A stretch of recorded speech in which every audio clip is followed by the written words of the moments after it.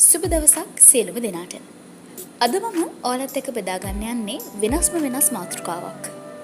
ඒ තමයි වසන්තය සහ ප්‍රේමය කියලා කියන්නේ. වසන්තය කියලා කියද්දී අපේ හිතවලට එන්නේ මොන වගේ සිතුවිලිද?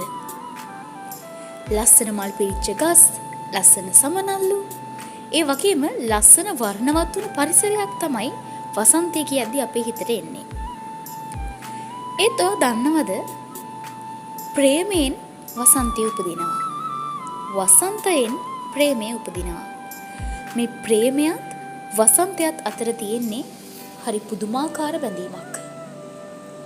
වසන්තයේ එද්දී සීතල හුස්මත් උණුසුමක් වගේ වෙනවා. වසන්තය වගේමයි මේ ප්‍රේමයත්. එක හුස්මකට පිනවන සුවඳක්, එක නෙතකට දිස්වෙන වර්ණවත් සිතුවමක්, එක බලෙන් ගන්න පුළුවන් දෙයක් නෙවෙයි.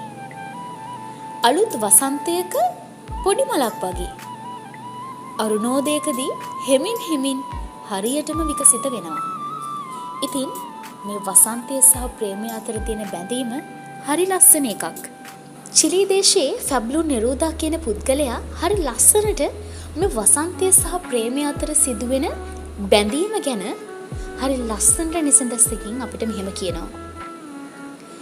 දැන් පවා ඔබ මවෙත සුවඳ පිරි මල් ගෙනෙන ඔබේ පියයුරුවලක් තැවරිලා ඒ සුවඳ දුක්පරිත කුණාටුව සමනලුන් හඹා ගොස් පන සිඳින විට පවා පෙම් කරමි මම ඔබට නිලාගෙන එමි කඳුකරයෙන් ප්‍රමෝදයේ මල් පුකුරු සමග හාදු පිරි කූඩ ඇත්තෙන්ම මට අවැසි වසන්තය හා චෙරිගස් අතර සිදුවන දෙය සිදුවන්නා පාතර.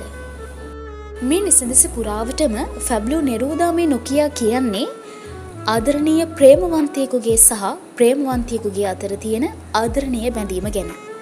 ඉතින් මේ වසන්තය සහ ප්‍රේමය කියලා කියන්නේ හරි පුදුමාකාර බැඳීමක්.